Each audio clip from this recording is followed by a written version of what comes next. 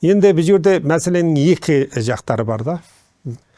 Мысалы 16 жылдар өтті, 250 мыңдай қазақ өтті дедік. Санақ бойынша. Өткені мен бұның бәрін қайдан алдыңыз деп. Мен Қытайдың шекара күзетінің әскери телеграммаларынан алдым.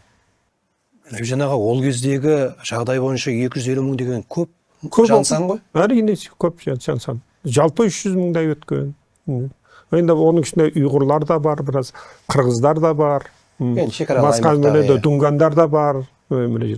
Орталық Азияда сауда жасап Қытайлар да бар. Қытайлар да қырып тастаған ол кезде патшалық Ресей.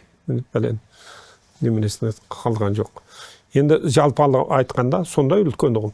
Ал енді осы саясатқа өте сол кездегі Шинжаңның генерал-губернатор Яң Жыңшин деген өте гуманизмдік қайырымдылық жасады деп айтылды.